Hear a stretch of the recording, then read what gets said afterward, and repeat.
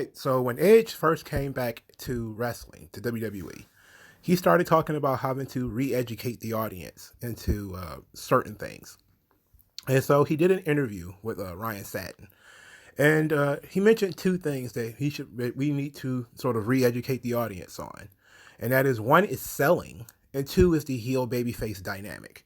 So recently, there's been a little bit of a hubbub on the Twitter machine about Edge talking about selling specifically German suplexes. And there are matches out there. And when he said this, almost all the New Japan marks decided to jump out of their skin and complain about, hey, he shouldn't be saying that about New Japan.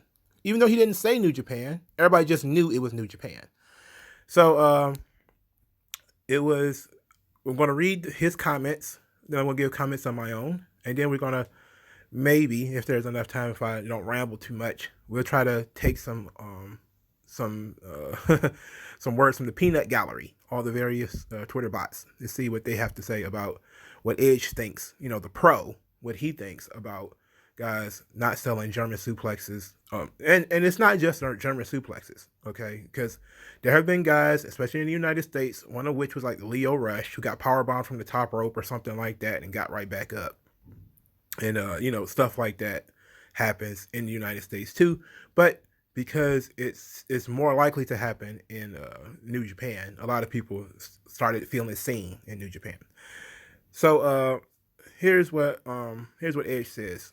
I see someone take a German suplex and come up fired up. I don't get that, because German suplexes hurt.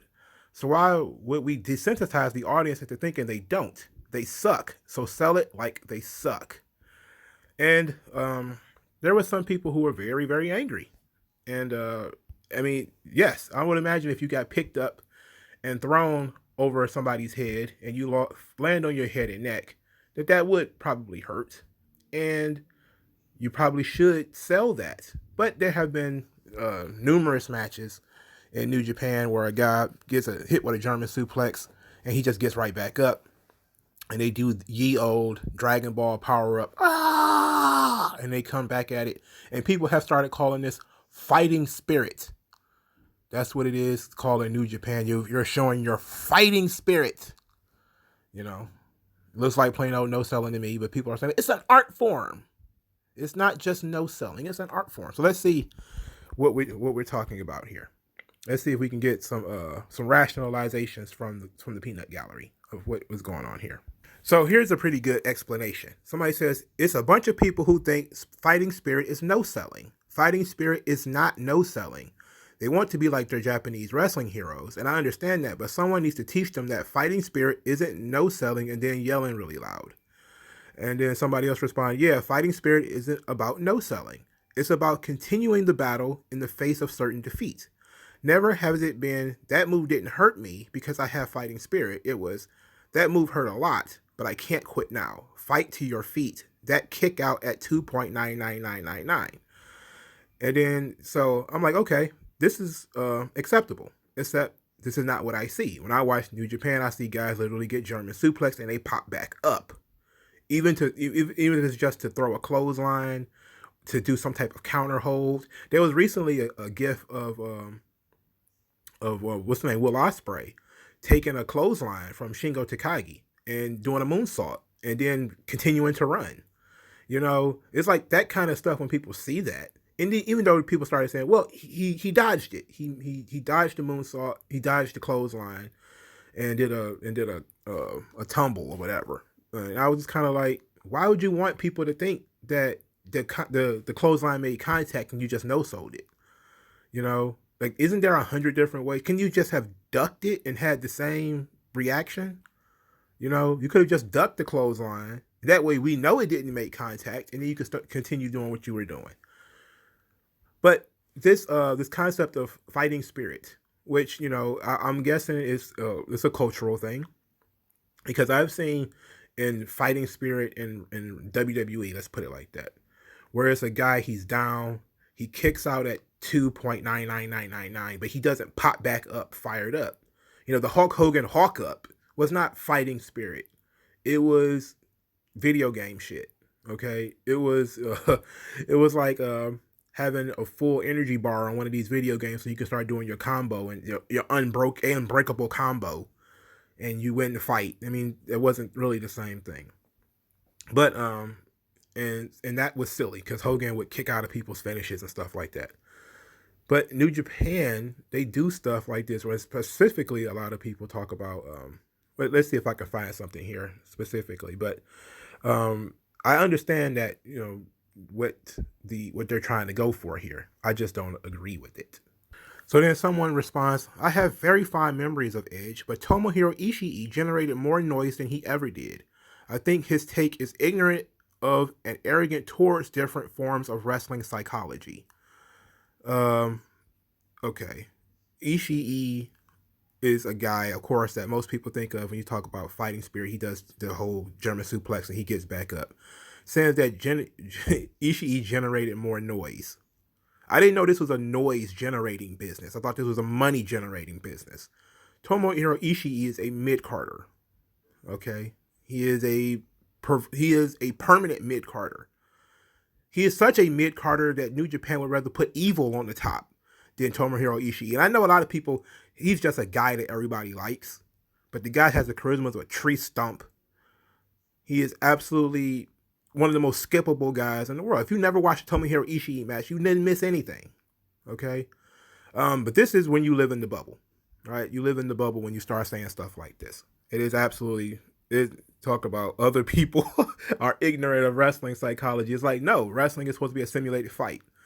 I've never seen any type of fight, UFC, boxing, wrestling, or otherwise, where you get dropped on your fucking head and you get back up and nothing happens. It is absolutely ridiculous. All right, so somebody else goes, between Ishii and Edge, there are only 2 years of difference. And who do you think manages to pull out at least a dozen matches from Match of the Year every year? And then he's a picture of Tomohiro Ishii. And that's what the marks care about. We're talking about storytelling. They're talking about, Meltzer says that Ishii has great matches. What the fuck? Who the fuck cares? Who cares, really? The guy's not known outside of Japan. It's outside of the weirdos who wank off to Meltzer and Alvarez and what these guys think is great. I've never seen anybody with an independent thought think somebody like Tomohiro Ishii is awesome or sit down and watch his matches. Almost everybody who watches that type of shit watches that type of shit because they're directed to. It's like eating your vegetables. These people are like vegans, right? Like vegans are like, okay, well, everybody knows that you should eat some vegetables, broccoli, spinach, or something. But then they decide that you're going to eat all vegetables and that they're morally superior because they eat all vegetables. We don't harm the flesh of another being or some dumb shit. It's like, who the fuck cares, really? You watch New Japan, this guy floats your boat, great. If you could say, look, it's just a difference in cultural things, I could say, well, it's stupid, but okay, sure. I can buy that. Just like it's a difference in styles, Some people do comedy wrestling where they take 100 pile drivers and nothing means anything. And they can do obviously faked and choreographed spots. And that's perfectly fine. Other people don't want to see that shit. And we need to take into account that there are probably more people who don't want to see it than people who do. All right, so that was the first thing. Let's say the second thing that Edge says is he starts talking about heels and baby faces. He says there needs to be that heel that is not an overpowering heel, that is conniving, that is manipulating, that is the quote, oh man, if the babyface could get his hands on that guy, he would tear him apart. But he never gets him because the heel is always 2 steps ahead. I don't know who that is right now and who's given that opportunity, to be honest. Somewhere along the way, it became less about heels and faces and just about stars. But in that, I think you lost some of that dynamic. I know the argument is, as long as there's a reaction. There's a reason that stories generally have good and evil. Now, you have shades of gray in there, but if we all kind of navigate through these shades of gray, then I don't know, you get apathy too. So I personally love the black hat, white hat. Now, the it became less about heels and faces and just about stars. This is something that I believe Dave Meltzer said recently about Kenny Omega. Right before Kenny Omega turned heel fully, Brian Alvarez was trying to convince him that Kenny Omega was turning heel. And Dave Meltzer would say, well, he's not a heel. He's just being a star. And I don't know what that means, right? Like, what about being a star cuts both ways? I don't understand. Stone Cold Steve Austin didn't cut both ways. Even though Stone Cold Steve Austin may have done things that were generally not babyface-ish. You know, he wasn't a white meat babyface like a Superman. The things Stone Cold people liked about Stone Cold Steve Austin is that he was very relatable. He beat up people who annoyed him, and his boss was far more evil and far worse than he was. I've talked on this channel numerous times about the how to write anti-hero type of characters, like a Punisher, right? Like in the Punisher sits right in the middle of the Marvel universe. In most stories, the Punisher can be a good guy because he's killing people who are far worse than he is. You know, because the Punisher has a moral code. You know, he is a character who doesn't harm innocents. He doesn't harm police officers. He's not going to go out and just murder people for no good reason. He might be a serial killer, but he's a serial killer with a purpose. On the flip side, there are people who are more pure heroes, like Daredevil, who, when you see the Punisher, they are disgusted by his behavior because he goes further than they would. He might be generally a good guy, but he's going out machine gunning entire clubs of mobsters. That's not how we do business. Okay? That dynamic, you know, it makes the Punisher a very interesting character because he's a heel to Daredevil. He's a heel to Spider-Man. He's a heel to Captain America. But he's a babyface to all the people who want the streets absolutely clean and not wanting, you know, Daredevil to arrest the Kingpin, and the Kingpin comes back 2 months later because he has, you know, the government's corrupt and they just keep letting him out of prison. The Punisher would handle the problem by absolutely killing the guy. So that's how you add layers to the characters, where you can have your anti-hero, your Stone Cold Steve Austin, who we might not like that Stone Cold Steve Austin is beating up some pure babyface. We might not like that. But we absolutely love it if he wants to destroy Mr. McMahon's car because we hate Mr. McMahon. You know, like, you know, but, and we're also going to lean more towards, you know, Stone Cold Steve Austin doing evil stuff to Vince McMahon, like, you know, attacking him while he's in the hospital, which is not exactly a babyface thing to do, but it's Vince McMahon. We hate him, so it's okay, you know, and we have this sort of mentality very often. And I was watching recently Law and Order SVU, the newest Law and Order SVU, which nobody should ever watch.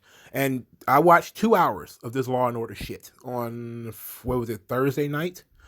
And throughout the entire show, this was the big return of Elliot Stabler. And that's why I watched it. It was a 2-hour return of Elliot Stabler. He's going to get his own show called Law and Order Organized Crime. But before that, there was Law and Order SVU. And during the entire episode, we were told how problematic Stabler was.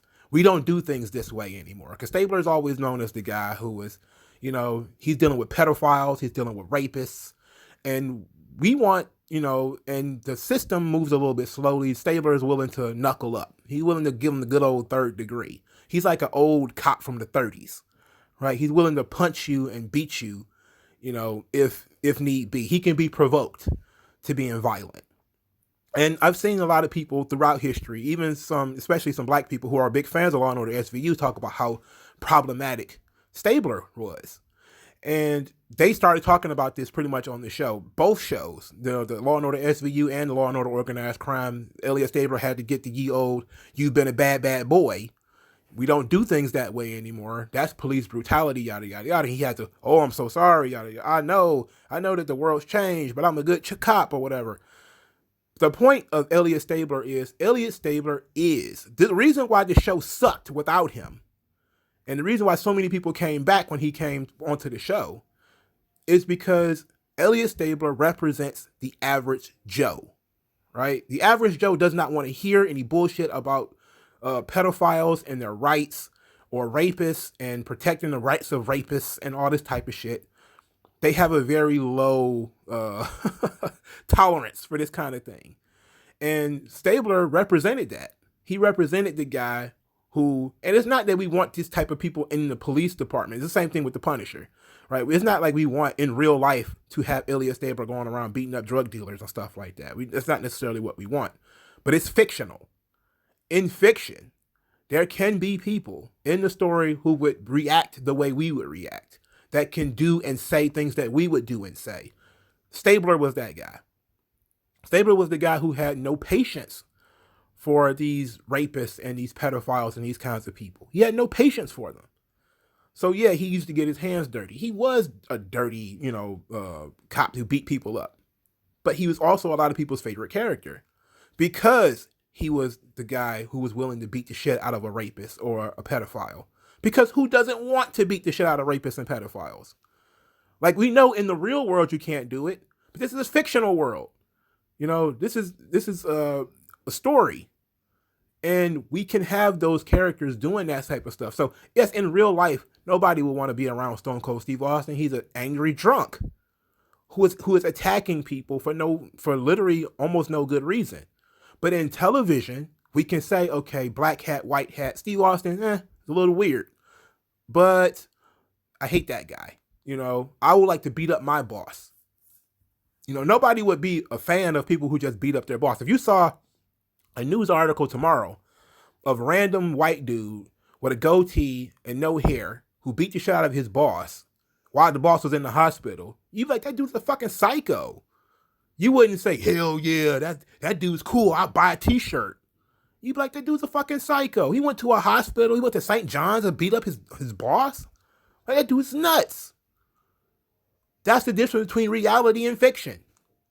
Okay? We want things in fiction that don't exist in reality. Okay? Or things that we enjoy it in a fictionalized form because we understand the heel and the babyface. We understand the story between the two. We understand that Vince McMahon will probably have done the same thing to Steve Austin if given the chance. All right? Edge is right about this. Of course he is. Heels and babyfaces, storytelling, this type of stuff is very important. Generally speaking, there should always be a babyface and a heel. There's no such thing as we're just stars. I don't know what that means. Right? Spider-Man is a star. That means he gets to steal too. Like, if you're the star of your own story, does that mean you get to steal, rob, kill, rape, and do whatever you want? I know that there are some people who think that way. There's people who have written characters who, I'm a star, so therefore I can get away with, different things. Cheating on my wife or girlfriend, abandoning my kids, doing all this type of stuff. But people who are reading this story trying to get something out of it, especially in a morality tale like wrestling is, you're going to reject that concept. You're going to say, no, what is this? This doesn't work for me. And I think that people trying to push that old shades of gray shit, they don't understand storytelling. They don't understand wrestling. Especially something that is aimed at children, right? You can't just teach kids that everything is morally gray, right? You have to teach them that certain things are just right and wrong. And as they get older, they'll learn the complexities. And as adults, we understand the complexities, which is why we can say my favorite superhero is the Punisher. My favorite character is Stone Cold Steve Austin. My favorite televised character is Elliot Stabler. Because we understand the complexities of the character. If you're looking at things as straight up binaries, you might see them as being bad guys, right? But we don't always do that. Okay? We always look at things with a little bit more nuance, especially if we're adults and we are analysts and, we're putting our thinking caps on. We can understand that. So I've talked about this long enough, but I thought this was very interesting. Let me know what you guys think in the comment section below. In the description is a link to Subscribestar, which is $5 a month to help the channel. Thank you guys so much. Use the hashtag 3ConCommentaries. Make sure to hit that like button. Also, make sure to, if you want to give money directly, there will be a Cash App link as well. Also, follow me on Twitter and spread the good word of 3ConCommentaries, man. Thank you guys for your time, and I'll talk to you guys later.